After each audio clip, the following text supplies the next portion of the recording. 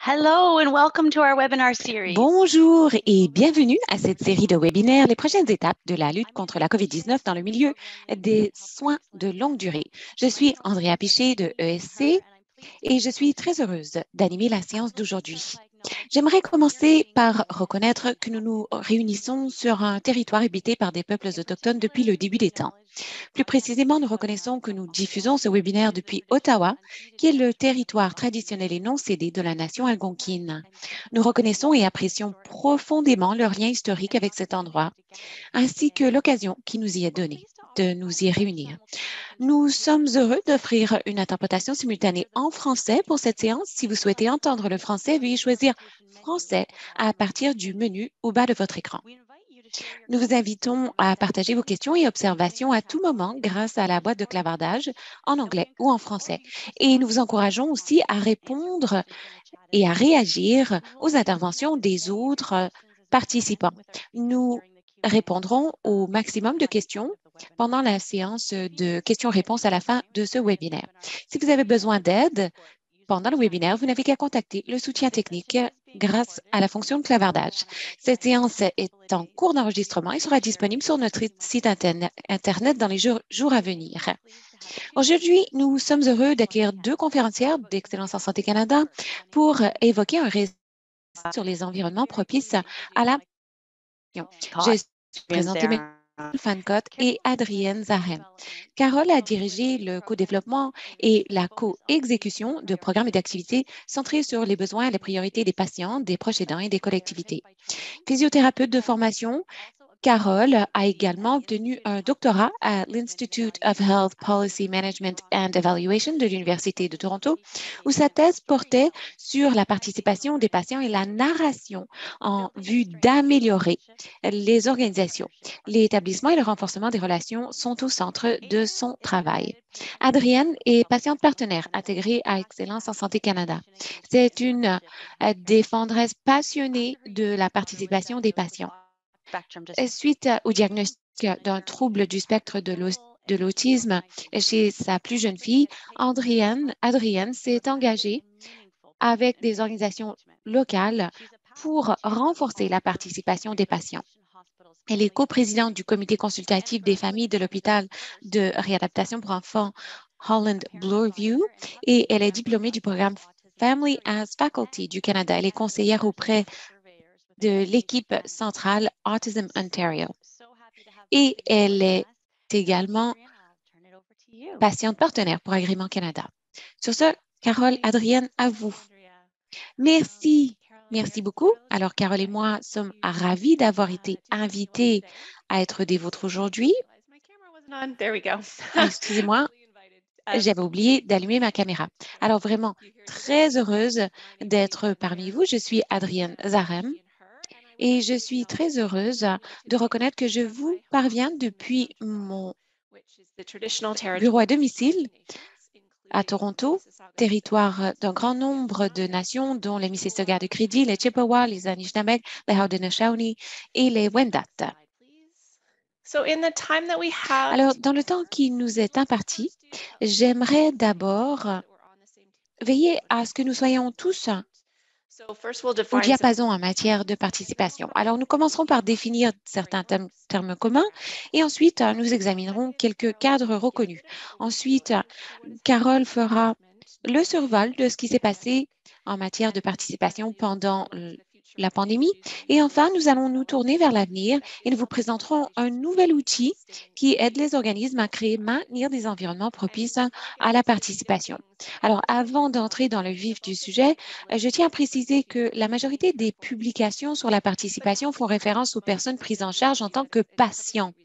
Cela dit, on pourrait évidemment appliquer ces concepts et pratiques dans des établissements de soins de longue durée et donc on pourrait substituer le mot patient à résident. Carole et moi tâcherons de parler de résidents, mais veuillez nous excuser si par réflexe nous évoquons plutôt des patients.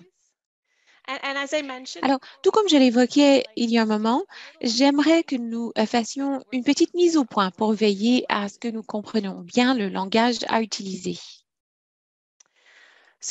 Alors, vous verrez sur cette diapositive divers concepts interdépendants. Les termes liés à la participation qui expliquent la philosophie actuelle de la participation, c'est-à-dire les soins centrés sur le patient, l'approche en matière de participation, c'est-à-dire l'engagement ou la participation du patient ou du résident et de sa famille, et enfin, les résultats. Alors, commençons d'abord par le concept de soins centrés sur le patient comme philosophie de soins. Alors, si on se tourne vers l'OMS, et son cadre de 2013 sur les soins centrés sur la personne, on y trouve que la vision globale des soins centrés sur la personne est une vision dans laquelle les personnes, les familles et les collectivités sont servies par des systèmes de santé fiables qui répondent à leurs besoins dans le respect de la dignité humaine et qui sont en mesure de leur permettre une participation. Ces systèmes répondent à leurs besoins de manière humaine et holistique. Cela permet également une collaboration avec les praticiens. Les soins centrés sur la personne s'inscrivent dans des valeurs et des principes universels consacrés par le droit international, tels que les droits de la personne et la dignité, la non-discrimination, la participation et l'autonomisation, l'accès et l'équité et un partenariat entre égaux. Et les soins centrés sur la personne visent à obtenir de meilleurs résultats pour les personnes, les familles et les collectivités, les praticiens de la santé, les organismes de soins de santé et les systèmes de santé en favorisant une culture de soins et de communication, des services et des établissements responsables, réactifs et redevables et des environnements de soins de santé favorables. Ensuite, examinons la participation du patient ou du résident et de sa famille. Il s'agit d'une approche de la participation qui peut être appliquée à divers niveaux du système de santé, depuis le niveau des soins directs jusqu'au niveau de l'organisme et du système. L'expérience du patient ou du résident est un résultat qui est influencé par l'approche des soins. L'expérience d'un patient ou d'un résident et l'évaluation que l'on fait de ses soins, surtout l'examen que lui fait de ses soins à partir du moment où il entre en contact avec le système. Et cette évaluation est influencée par les processus et les cadres physiques des soins, ainsi que les relations qui s'y tissent avec les prestataires de soins. Alors, à présent, examinons l'évolution de la participation des patients ou des résidents au fil du temps au niveau des soins directs. Ce graphique est issu des travaux du docteur Marie-Pascale Pommet du Centre d'excellence sur le partenariat public-patient, le CEPPP de l'Université de Montréal. Alors, elle et ses collègues ont examiné l'évolution du partenariat avec les patients, comment celui-ci est passé d'une philosophie peut-être un peu paternaliste à une philosophie de soins sur le patient ou le résident, puis à une philosophie plutôt de partenariat de soins. Et si on pense à la façon dont notre système de santé était structuré il n'y a pas très longtemps, le système était en effet fondé sur une philosophie de paternalisme, c'est-à-dire qu'on faisait aux patients, une époque où on pouvait dire que le patient ou plutôt que le médecin savait ce qui convenait le mieux au patient et typiquement le travail du prestataire était celui qui dictait ce que recevait le patient ou le résident. Et si nous sommes honnêtes, nous voyons encore des vestiges de cette approche dans certaines pratiques hospitalières. Cela dit, nous commençons à amorcer un virage vers la centralité du patient. Alors, nous nous écartons de cette philosophie paternaliste et les patients ou résidents sont de plus en plus actifs dans leurs soins et dans la planification de leurs soins. Et donc, nous avons une philosophie davantage centrée sur le patient ou le résident. Et ici, le patient ou le résident est vraiment au centre des efforts du système. Il est entouré d'une équipe et il participe maintenant activement à ses soins. Et même si, bon, j'affirme qu'il s'agit d'un pas dans la bonne direction, vous noterez que dans un certain sens, on agit toujours pour les patients car ceux-ci ne font pas vraiment partie de l'équipe de soins, pas encore. Et si vous regardez l'illustration des soins centrés sur le patient au centre, vous verrez que le patient est entouré par son équipe de soins et que bien que les membres soient connectés, il n'y a pas de flèche entre les prestataires, ce qui signifie qu'ils ne communiquent pas forcément les uns avec les autres. Et pourtant, il y a beaucoup de flèches bidirectionnelles entre eux et le patient ou le résident. C'est donc de loin supérieur à une position carrément à l'extérieur du cercle, mais ayant vécu les 10 dernières années dans ce cercle, je peux vous dire que cela peut être un endroit très stressant, car les patients, les résidents et les familles doivent s'y retrouver dans des masses d'informations provenant de nombreux prestataires et ça n'est pas un travail facile. Souvent, c'est un travail en soi. C'est la raison pour laquelle j'ai quitté mon emploi dans les soins cliniques pour prendre en charge les soins de ma fille avant d'obtenir ce rôle, ces fonctions à ESC.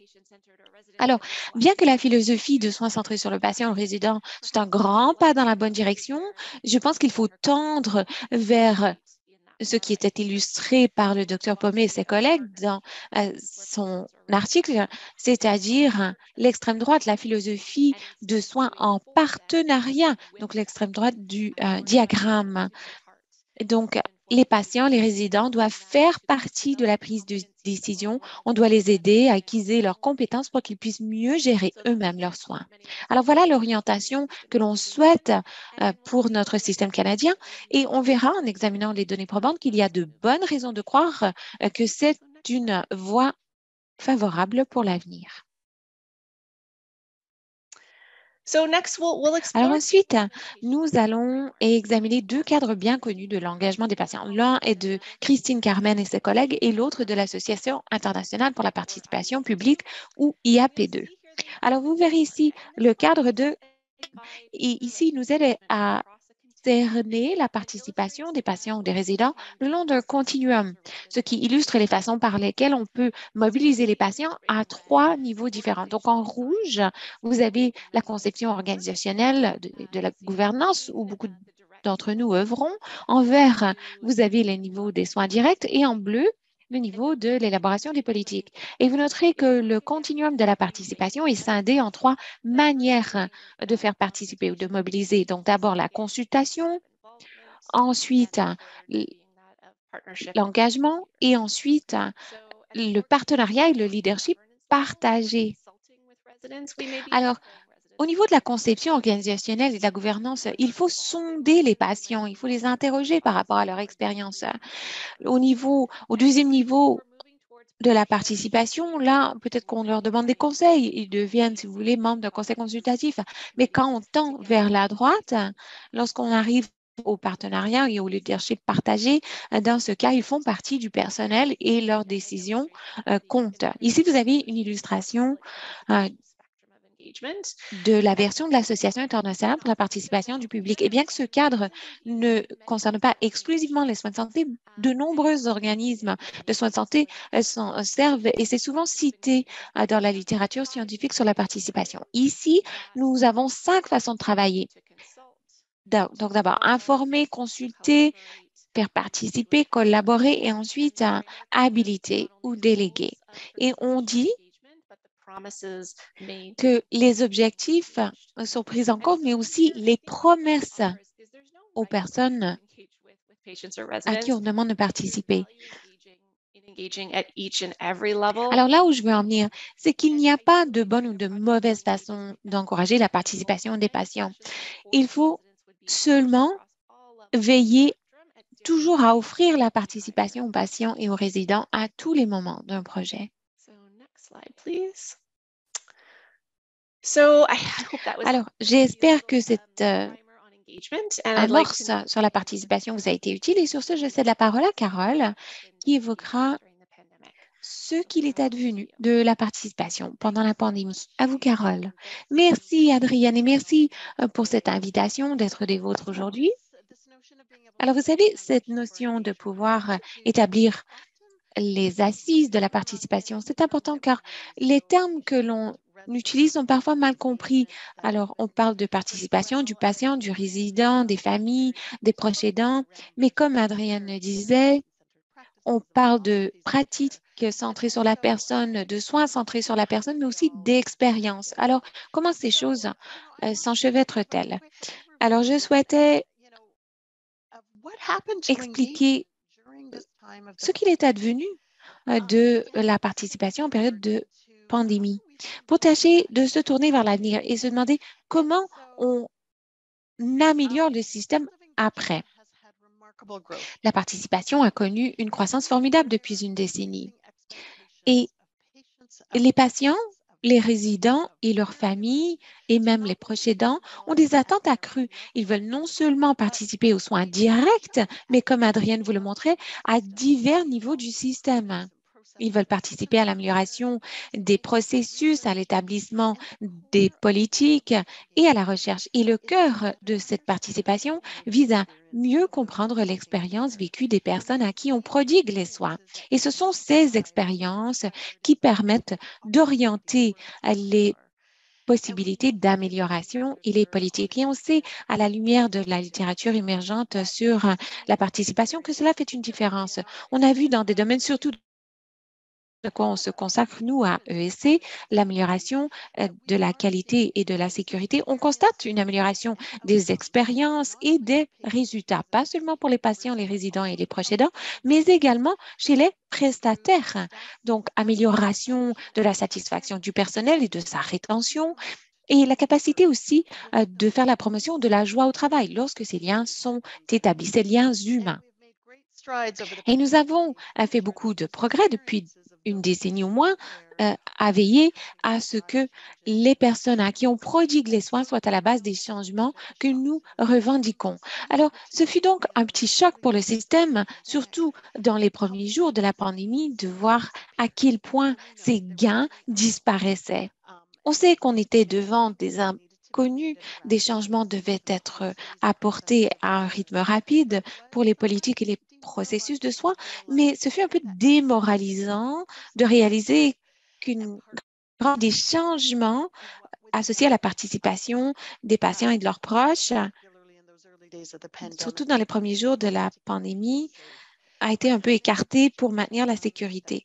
Mais ces changements se sont faits souvent sans l'apport des personnes qui étaient touchées par les changements. Alors, ce que nous avons appris au fil d'une étude réalisée par la Dr. Julia Abelson et ses collègues de l'Université McMaster, où on a interrogé des centaines de patients partenaires partout au Canada.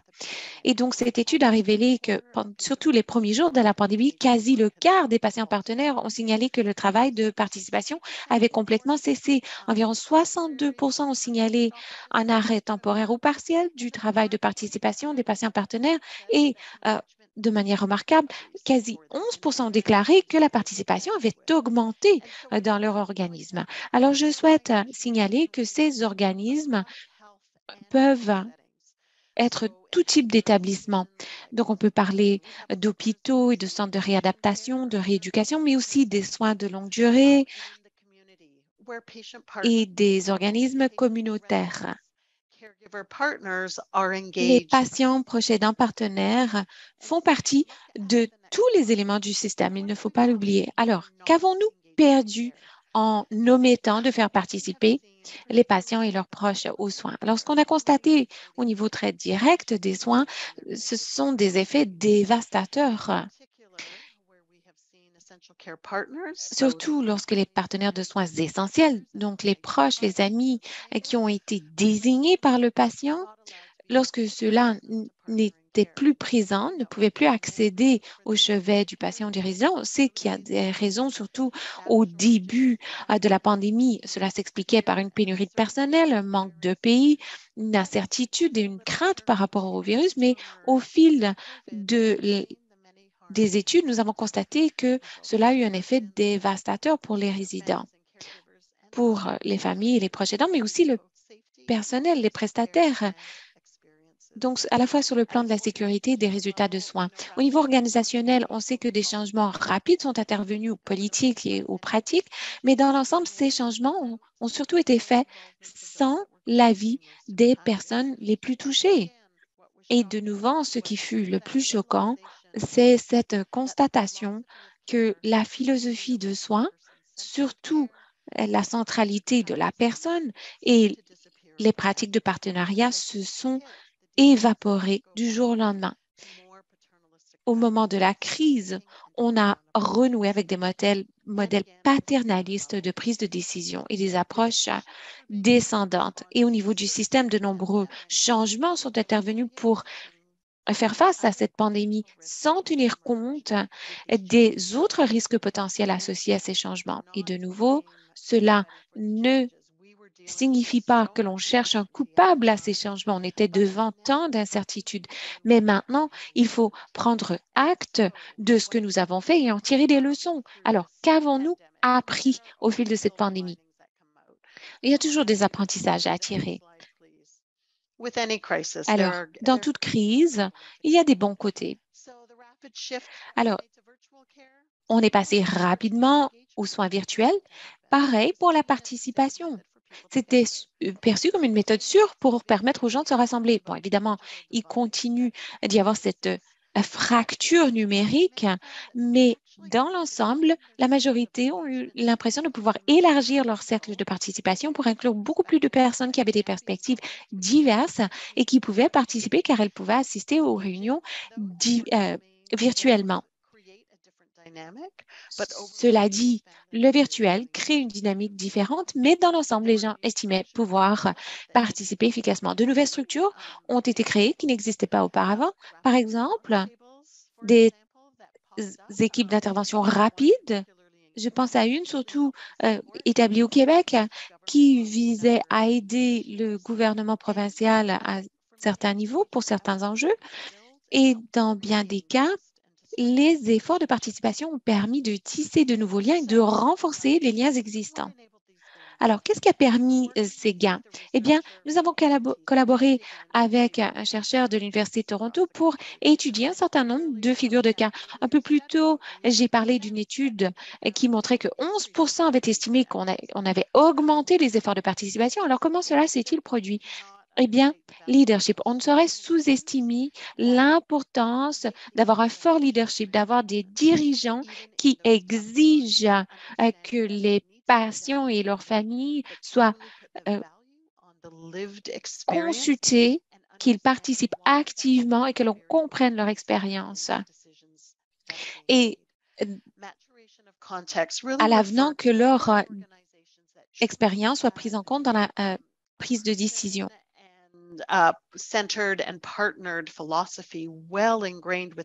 Il fallait que la philosophie soit installée à l'avance.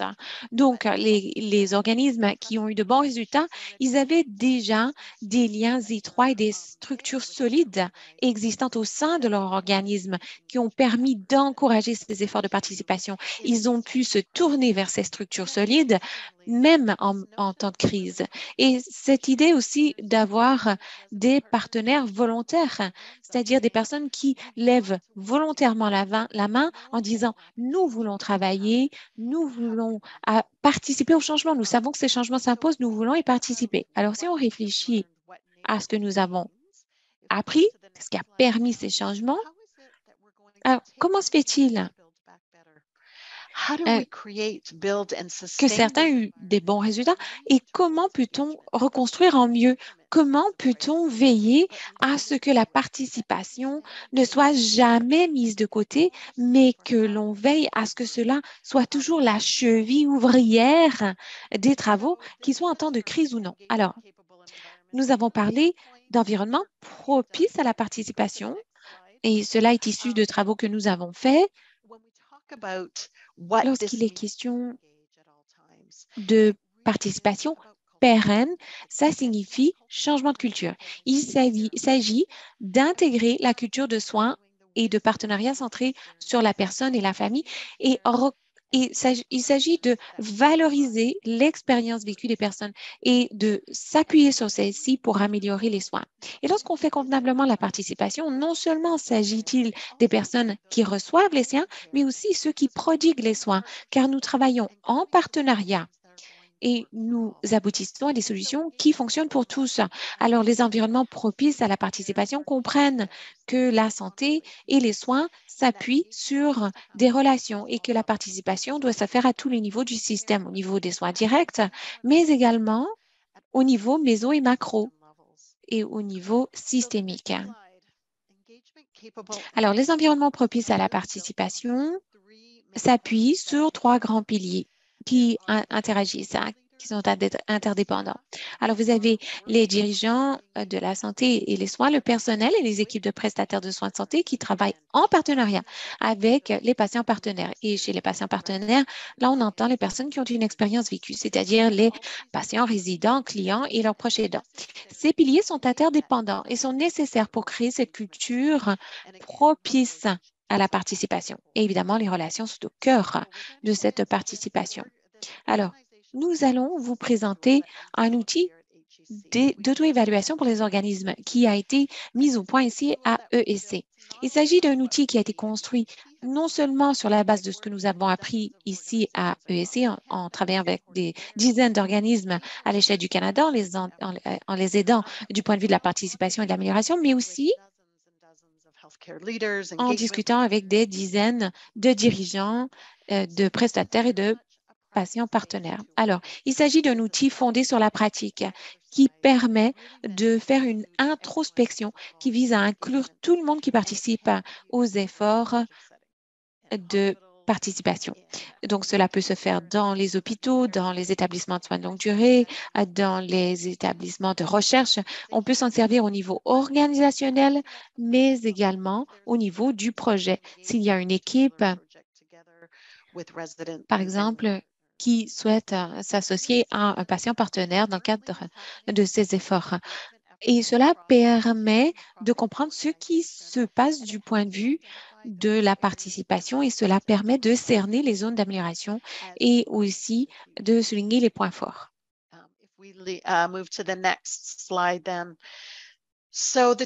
Alors, l'outil lui-même est conçu le long de 3 piliers.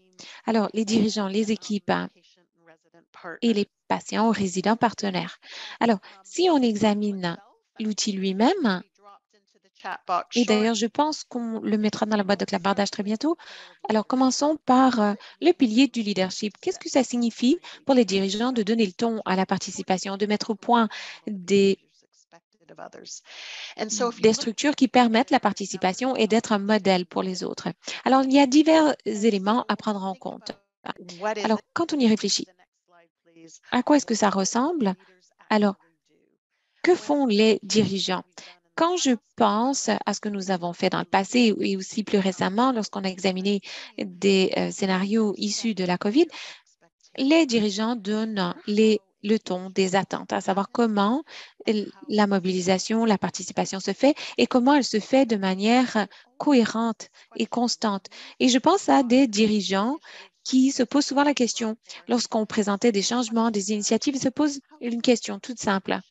Comment les patients, leurs familles, leurs proches aidants ont-ils participé à ce travail? Comment sait-on si cela correspond à leurs besoins ou leurs priorités? Que sait-on de leur expérience vécue? Et ce faisant, ils font la démonstration non seulement de l'importance de prendre en compte l'expérience des personnes à qui on prodigue des soins, mais on valide aussi cette forme de connaissance. C'est un savoir qui peut être utilisé pour améliorer les pratiques. Les dirigeants comprennent aussi que la participation véritable ne se fait pas en dilettante. On doit mettre en place des structures pérennes qui encouragent la participation. Il faut qu'il y ait un alignement stratégique. Il faut que ce soit clair. Il existe une philosophie de soins centrée sur les besoins et les priorités des patients, des résidents, des clients, des usagers et il faut veiller à rendre des comptes par rapport à cette philosophie de soins. Alors, sur ce, je cède la parole à Adrienne pour qu'elle évoque davantage la direction, les dirigeants, et ensuite nous passerons aux autres piliers. À vous, Adrienne. Merci, Carole.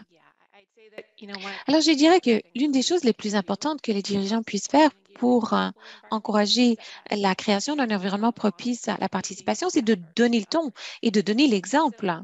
Alors, cela signifie que les dirigeants doivent donner l'exemple en se comportant comme ce qu'ils cherchent de la part des autres, c'est-à-dire l'écoute active, l'ouverture, la transparence et l'humilité. Alors, j'ai eu l'immense privilège d'inspecter un grand nombre d'établissements de soins de longue durée dans le cadre de mes fonctions auprès de Agrément Canada. Et donc, je suis allée dans un centre à Ottawa qui était vraiment active sur le plan de la participation des résidents et des familles. Comment? Eh bien, en faisant de l'écoute active, c'est-à-dire que les dirigeants étaient au téléphone jour et nuit pour discuter avec les résidents et leurs familles, pour parler des mesures de santé publique. Ils parlaient honnêtement des difficultés auxquelles ils étaient confrontés et ils écoutaient aussi les résidents et leurs familles pour savoir ce qui importait le plus pour eux. Et ils ont fait preuve de grande créativité. Ils ont recueilli des fonds pour le foyer pour que chaque résident puisse avoir un iPad pour communiquer avec ses proches et ils ont fait de leur mieux pour obtenir des lignes de communication ouvertes, même lorsque l'accès physique au centre était limité. Alors, le pilier suivant est le pilier des patients partenaires ou des résidents partenaires. Et ce pilier identifie les caractéristiques des organismes qui permettent aux partenaires de participer et d'aiguiser leurs compétences. Et donc, une de ces caractéristiques signifie que les patients partenaires ou les résidents partenaires sont préparés à participer en recevant une orientation, des documents et en ayant la possibilité de poser des questions et de demander des éclaircissements à l'avance lorsque quelque chose n'est pas clair pour qu'ils puissent contribuer à leur plein potentiel. L'organisme avec lequel je suis partenaire, nous participons à une orientation individuelle. Nous avons une personne ressource si nous avons des questions et nous recevons souvent des documents d'orientation avant une initiative pour que nous puissions vraiment comprendre ce que l'on attend de nous avant que l'on participe à une réunion ou à un appel Zoom pour éviter qu'on ne soit perdu. Et à présent, le dernier pilier, celui du personnel et des équipes de soins. Alors, l'outil explique comment les équipes et le personnel peuvent être prêts à mobiliser et à opérationnaliser les pratiques des principes de soins centrés sur le patient. Alors, à quoi cela ressemble-t-il concrètement? Eh bien, effectivement, le personnel et les équipes doivent être conscients des déséquilibres de pouvoir qui sont inhérents aux équipes lorsque les gens occupent des fonctions différentes. Cela signifie parfois se servir simplement du prénom pour tâcher de diminuer, d'atténuer ces déséquilibres de pouvoir et de signaler à tout le monde que toutes les voix ont la même importance. Et le personnel doit aussi s'efforcer de créer un environnement ouvert, sûr et accueillant. Cela peut commencer par exemple, des présentations toutes simples pour que les patients partenaires comprennent avec qui ils travaillent et qu'ils aient vraiment l'impression de faire partie de l'équipe. Cela signifie aussi sécurité culturelle, c'est-à-dire veiller à comprendre que lorsqu'on invite des partenaires à travailler avec nous, on doit reconnaître que leur vision du monde est peut-être différente de la nôtre. Et il faut être sensible et réactif à cette réalité. Lors d'une de mes visites dans un établissement de soins de longue durée l'année dernière, un résident partenaire m'a parlé du fait qu'il avait été invité à participer à l'inauguration d'un nouvel établissement. Il avait participé à la conception de cet établissement et donc, avant le jour où on organisait la cérémonie d'inauguration, le personnel est allé des heures à l'avance. Ils ont compris qu'il n'y avait pas moyen pour cet homme de se rendre sur l'estrade pour prendre la parole. Il avait pourtant été invité à monter sur l'estrade pour parler de son partenariat avec l'équipe, car il avait participé à la mise au point des plans pour cet établissement, étant donné qu'il n'y avait pas de chemin. Le personnel s'est armé de pelles et de râteaux et a veillé à lui frayer un chemin, car c'était une personne fondamentale au sein de l'équipe. Et l'équipe estimait qu'il était absolument nécessaire qu'il soit présent. Et donc, c'est la raison pour laquelle on a fait tout ce qu'on pouvait pour lui faire une place. Alors, nous allons à présent vous donner quelques idées de points de départ. D'abord, la participation des patients et des résidents consiste à comprendre les expériences vécues des autres, comprendre que leur expérience peut être différente de la vôtre ou nôtre, de vous en servir comme tremplin pour réfléchir à la façon d'améliorer les choses. Il s'agit de comprendre, surtout dans notre monde actuel, fondé sur des données probantes, que les connaissances, le savoir se présentent sous diverses formes, entre autres l'expérience. Et il est important de faire preuve d'humilité dans ce travail. Les dirigeants et les prestataires sont peut-être experts dans certains domaines, mais les résidents les patients, les familles ont une expertise de leur expérience individuelle. C'est eux qui vivent cette expérience. Il est important de se rappeler que les relations sont au cœur de tout travail de participation et que fondamentalement, les soins de santé sont une entreprise humaine. Et dans le cadre de cette pandémie, on a bien compris qu'il existe des inégalités dans la société comme en santé. Et il faut garder un œil sur ces inégalités. Donc, je vous encourage à réfléchir aux personnes qui ne font pas partie de vos efforts et comment vous pourriez être plus inclusif. Et enfin, une petite suggestion, ce ne sera jamais parfait, il ne faut pas craindre de commencer, mais si vous faites preuve d'ouverture, vous cheminerez. Vous ferez des erreurs. Nous en faisons tous. Le plus important. Alors, je terminerai sur quelques ressources très importantes. Nous avons sur notre site Internet, le site Internet de l'ancien organisme, une plateforme de la participation des patients. Vous trouverez une foule d'outils pour mobiliser les patients, les résidents et les familles. Ce sera bientôt transféré vers le site de SC, mais cette information est constamment actualisée pour veiller à ce que les ressources les plus pertinentes soient disponibles. Vous verrez aussi ici que beaucoup d'écrits sur les environnements propices à la participation ont été publiés, entre autres dans Longwoods, un recueil de cas de 2016 et une édition spéciale de Healthcare Quarterly, ainsi qu'un recueil de cas qui sera publié un peu plus tard cette année. Vous voyez ici beaucoup de ressources, certaines de nos préférées, dont celles que nous évoquions aujourd'hui, et beaucoup provenant du BC Patient Safety and Quality Council, Qualité de la santé Ontario et Santé Alberta. Si vous aimez les balados, Matters of Engagement est un regard critique sur la participation et un lien aussi au bas de l'écran sur une stratégie d'apprentissage qui a été très bien reçue, qui a été organisée par ESC. Ensuite, vous avez nos coordonnées. Carole et moi sommes toujours heureuses de discuter de participation, alors n'hésitez pas à nous écrire et nous serons à présent heureuses de répondre à vos questions. Merci infiniment, Carole et Adrienne, d'avoir présenté votre travail et de nous avoir encouragés à parler de la traduction, de l'application de ces concepts dans les établissements de soins de longue durée. Je vois déjà qu'il se produit beaucoup d'échanges dans la boîte de clavardage. Alors, comment prendre ce que vous avez présenté et comment appliquer cela aux établissements de soins de longue durée?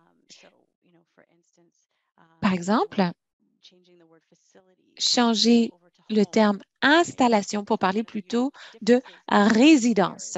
Ça, c'est très important. En établissement de soins de longue durée, on veut rappeler que c'est une résidence. C'est là où les gens vivent. Alors, il est important d'appliquer ces concepts non seulement aux soins, dans le sens des soins cliniques, mais aussi leur bien-être en général dans leur domicile, là où ils vivent, dans leur résidence. Et donc, je pense que ce public est une excellente ressource pour essayer de se rappeler que cette philosophie s'applique effectivement en soins de longue durée. C'est très pertinent. Alors, merci à vous tous qui échangez dans la boîte de clavardage. Il est important pour nous de communiquer ce message sur la philosophie de soins. C'est ce qui permettra d'appliquer ces connaissances à l'ensemble des installations, des résidences en soins de santé. Alors, il est question dans la boîte de clavardage de ne pas omettre les personnes qui ont des difficultés de communication, des personnes qui ont des difficultés de langage, des personnes qui sont malentendantes ou qui ont dû exprimer. Enfin, il faut faire place aux gens qui ont des capacités différentes. Alors, Carole, Adrienne, si vous avez une réaction à cette intervention, on serait heureuse de l'entendre. Alors, permettez-moi de commencer et ensuite, je céderai la parole à Adrienne. Je crois qu'il s'agit d'une excellente question. Et d'ailleurs, Cela renvoie à la diversité. Comment créer des espaces, des lieux plus inclusifs et à quoi cela ressemble-t-il dans votre contexte, dans le contexte des résidences? Alors, la première chose que je dirais, c'est que lorsqu'on parle de patients partenaires, et comme Adrienne le disait, là, on parle d'un terme qui se veut inclusif. Là, on parle de résidents, mais aussi de proches aidants. Souvent, ce sont les membres de la famille qui peuvent partager leur expérience et l'expérience du patient ou du résident, tout en comprenant qu'ils ne peuvent pas parler au nom de leurs proches, qui a peut-être une expérience bien différente. Et dans la question que vous évoquiez, je pense qu'il s'agit de faire preuve de créativité. Il s'agit pour nous de vraiment approfondir l'expérience vécue et veiller à être inclusif. Je pensais à des recherches que j'ai lues il y a déjà un moment et il était question de démence et que signifie la qualité de vie dans ce contexte.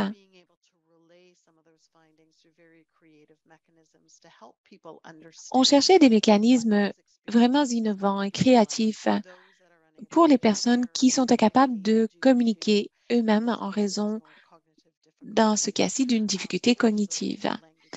Mais il peut s'agir aussi d'une difficulté euh, de langage.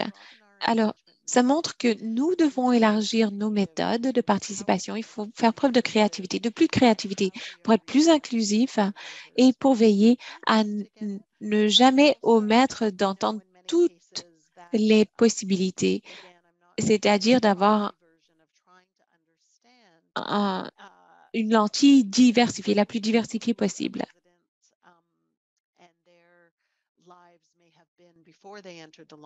Il est important de comprendre quelle était l'expérience du résident avant sa venue dans l'établissement de soins de longue durée. Cela peut se faire par l'entremise de la famille. Alors, je ne pense pas avoir répondu très précisément à votre question, à part pour dire que ce sont des choses auxquelles on réfléchit sans arrêt. Mais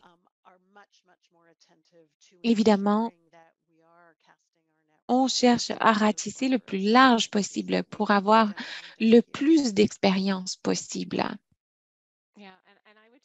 Oui, et je dirais que la créativité est vraiment fondamentale. Vous avez tout à fait raison. Il peut y avoir des soutiens en matière, par exemple, d'orthophonie. Euh, il faut faire appel à cela. Mais il y a aussi des soutiens relatifs aux arts, c'est-à-dire d'autres moyens par lesquels les gens peuvent communiquer. Ils peuvent identifier leurs besoins, leurs volontés. Alors, il faut faire appel à ces autres structures pour tâcher de faire ressortir une diversité de points de vue, parce que ça n'est peut-être pas raisonnable de s'attendre à ce qu'une personne s'asseye dans une salle pour s'exprimer verbalement. C'est peut-être préférable de s'asseoir près de cette personne et de se servir d'un autre médium comme les arts pour demander à cette personne d'exprimer son point de vue par rapport à quelque chose. Quels sont les changements qui, de leur point de vue, doivent être apportés dans leur milieu de vie? Alors, il existe bien des soutiens dans les établissements de soins de longue durée. Si on fait appel à la créativité, on peut vraiment renforcer la participation avec les résidents et les partenaires de soins essentiels. Merci à toutes les deux. Alors, un ajout un peu plus pratique dans le cadre de l'outil d'auto-évaluation de essai, est-ce que cette notion de communication accessible se retrouve, où est-ce qu'on retrouve cette notion? Quand on se sert de cet outil pour faire ce travail d'introspection dont on parlait, est-ce qu'on y retrouve cette information? C'est une bonne question. Carole, j'essaie de penser où dans les caractéristiques on trouverait cette information. Oui. Eh bien, nous parlons de méthode de participation. Je ne me rappelle plus si c'est dans le pilier de la direction, du leadership ou du personnel, mais cette notion de créer bien des possibilités de participation et à quoi cela peut ressembler et les formes que cela peut prendre selon les besoins des partenaires que l'on tâche de mobiliser. Alors, étant donné, comme Adrienne le montrait, Bon, il y a bien des moyens de faire participer, mais il y a bien des méthodes aussi qui peuvent obtenir cette information. Et ensuite, rappelons-nous la diversité, l'inclusion. Il faut prêter attention à ces questions encore davantage dans nos efforts de participation. Et ça se retrouve dans les piliers aussi. Bien, merci. Un autre thème qui ressort de la boîte de clavardage concerne le point de vue des personnes autochtones. Surtout, un langage inclusif qui tienne compte de la sécurité culturelle. Et on demande, y a-t-il un terme suggéré pour les personnes qui vivent en établissement de soins de longue durée qui sont autochtones? C'est-à-dire qu'ils cherchent une solution de remplacement à un résident qui peut ne pas convenir à des populations autochtones. Alors, on reconnaît que tool made for all environments, but I invite our entire audience. il y a une pluralité d'existence dans ces établissements de soins de longue durée qui sont des milieux de vie. Devrait-on songer à désigner les personnes qui vivent autrement selon leur culture? Alors, Carole, Adrienne, si vous avez des réflexions, n'hésitez pas. Sinon, peut-être que d'autres personnes, d'autres participants voudront intervenir. Merci d'avoir soulevé la question. Je dirais que oui, il y a des conversations au sein de ESC pour parler de libellé, de langage. Nous reconnaissons qu'il est difficile de trouver un libellé idéal pour faire preuve d'inclusivité.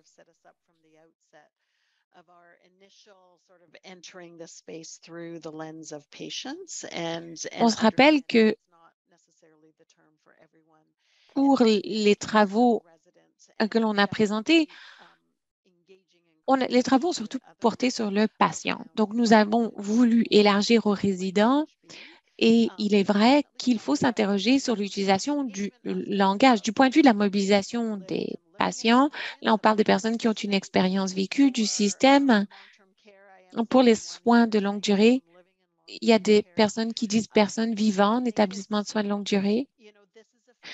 C'est un domaine, le domaine de la participation, c'est un domaine qui évolue rapidement et qui est en évolution rapide depuis une décennie, très certainement. Alors, et ce qu'on disait il y a une dizaine d'années, ça n'est plus du tout au goût du jour. Alors, je pense que nous allons continuer d'évoluer au fil de nos apprentissages. Quelqu'un dit, est-ce qu'on peut parler de clients ou d'usagers? Alors, ce sont tous des termes bien généraux et la langue évolue au fil de la communication, en communiquant avec les personnes qui sont les plus touchées par nos initiatives. Alors, c'est le travail que nous faisons pour le moment et je sais que dans le domaine des soins de longue durée, il y a beaucoup de conversations à ce propos. Je vois justement une observation de quelqu'un qui s'appelle Bob. Est-ce qu'on a posé la question à la communauté quelle est sa préférence? Ça paraît évident, mais il ne faut pas oublier. Alors, je change un peu de veine. Quels sont vos conseils pour les responsables des politiques? Quel est le rôle des politiques pour favoriser la création d'environnements propices à la participation? Oui, je commence, Adrienne. Oui. Alors, je pense que c'est une question formidable. Merci de l'avoir posée. Alors, je dirais que dans le monde de la participation, et pour vraiment créer cette approche, les politiques sont un levier qu'il faut absolument actionner. Il faut créer des environnements. Vous savez, on voit dans divers projets de loi, dans divers pays, on parle de soins centrés sur le patient ou la personne. En Ontario, on a une loi sur l'excellence des soins pour tous et il y a des lois similaires partout au Canada qui ont un libellé similaire où on parle de mettre le patient, la personne au centre des activités, la personne qui reçoit les soins, la personne qui est prise en charge. Alors, la politique est effectivement un pas. Or, nous savons que c'est souvent la mise en œuvre des politiques qui est problématique. Et dans certains des articles que j'ai lus, des recherches provenant, entre autres, du Royaume-Uni, où on a légiféré en matière de ce qu'on appelle la coproduction, ce qu'on a compris, ce qu'on a découvert, c'est que parfois, cela produisait des modes de participation symboliques. Donc, c'est devenu une case à cocher.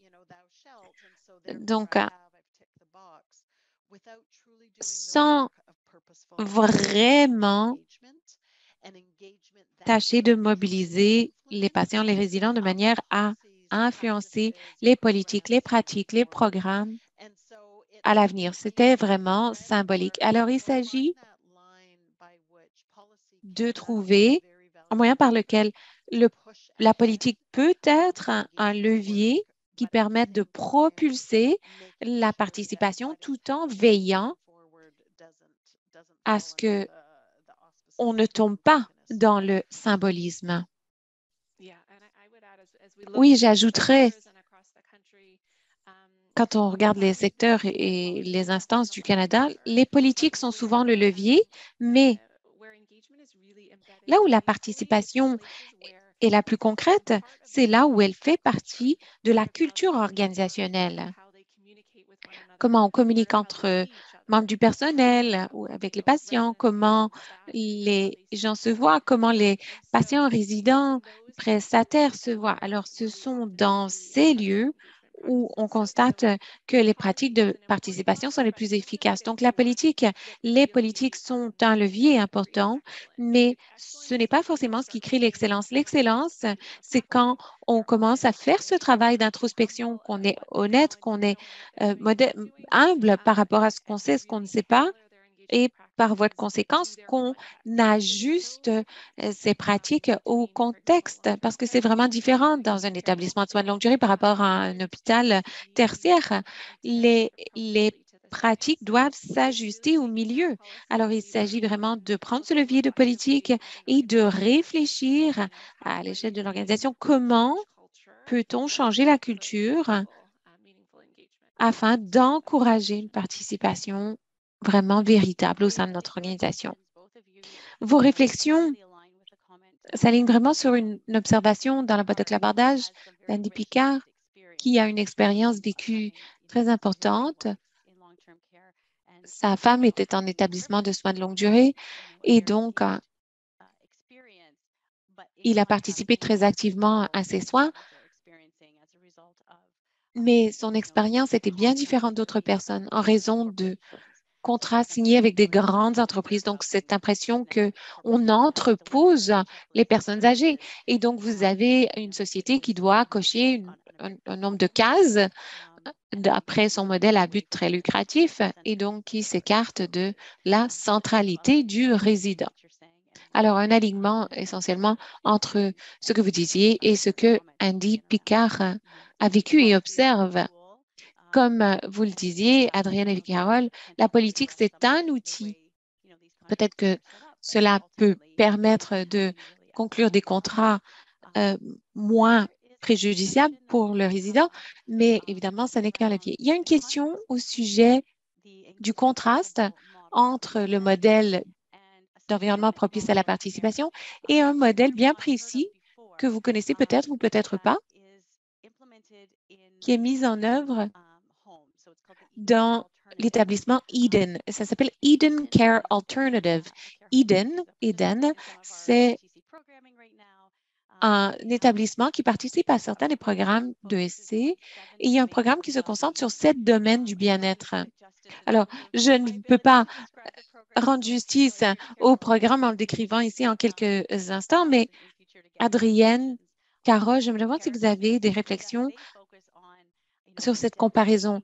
Eden se concentre sur l'identité, la sécurité, la croissance, la connectivité, et ainsi de suite. Donc, il y a cette dimension totale et toute la structure est fondée sur ces principes. Donc, on comparait les deux. Je ne sais pas si c'est bien juste de vous poser la question, mais j'aimerais savoir si vous avez une réflexion. J'avais entendu parler de cette philosophie dans le passé et les 7 domaines, en fait, reflètent les principes de la centralité de la personne et à mon avis, cela s'imbrique très bien dans, par exemple, les études de l'OMS, c'est-à-dire qu'on se concentre sur les besoins des personnes, des résidents et du personnel aussi, car on sait que si le personnel n'est pas bien traité, les résidents ne le seront pas plus. Donc, se concentrer sur les personnes et moins sur les systèmes. Et ces 7 domaines sont un reflet, je pense, de cette philosophie. L'autre chose que j'ajouterais, c'est cette notion de participation. Je ne connais pas très bien le modèle, mais je dirais, il s'agit de voir comment ces domaines interagissent aux divers niveaux du système. Donc, dans les environnements propices à la participation, il est question de ce qui se passe au niveau des soins. À quoi ressemblent ces soins, comment les gens participent-ils, mais il est également question des niveaux méso et macro, de veiller à ce que l'expérience vécue soit prise en compte lorsqu'on apporte des changements au niveau organisationnel et au niveau systémique qui ont évidemment un impact sur les soins directs. Alors pour moi, si j'étais renseignée sur ce modèle, je me demanderais quelles sont ses répercussions sur tous les échelons du système.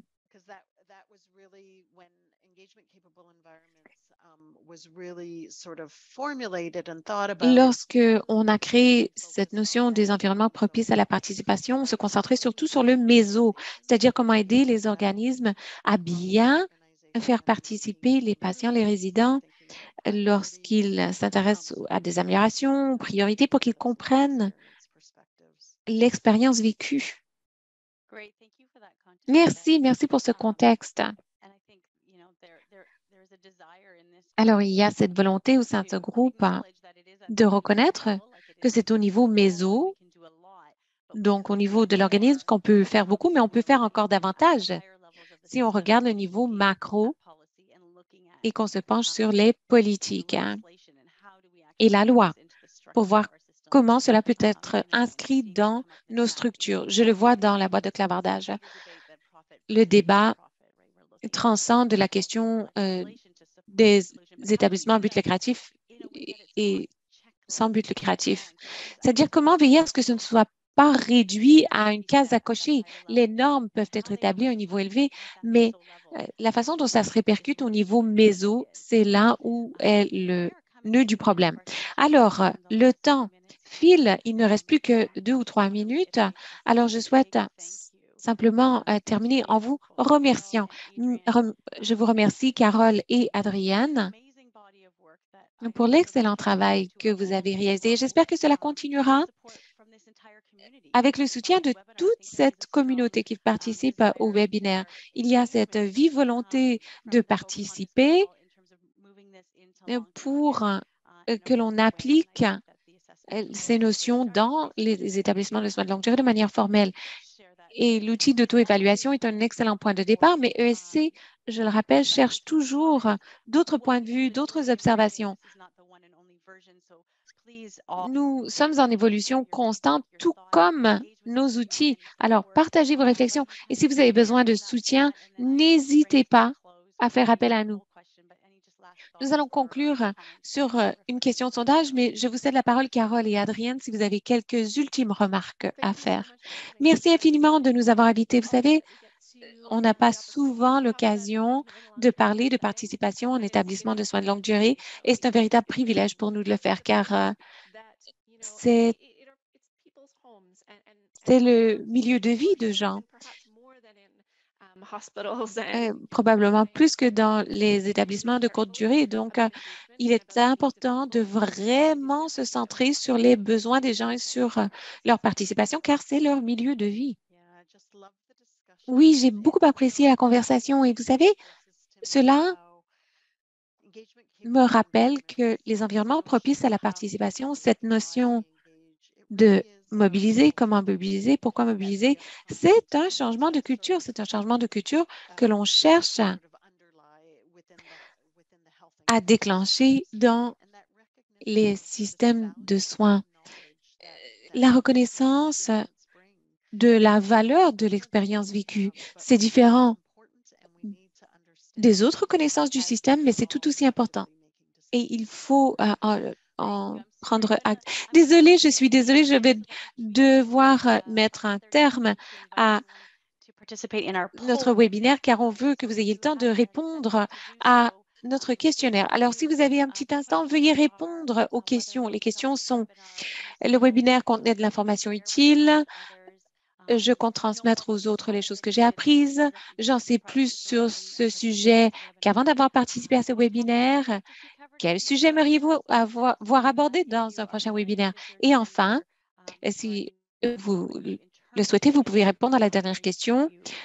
Genre, le terme genre renvoie à l'identité sexuelle qu'une personne intérieurement ou exprime publiquement alors qu'elle est votre genre.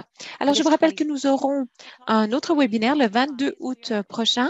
Le sujet n'est pas encore fixé.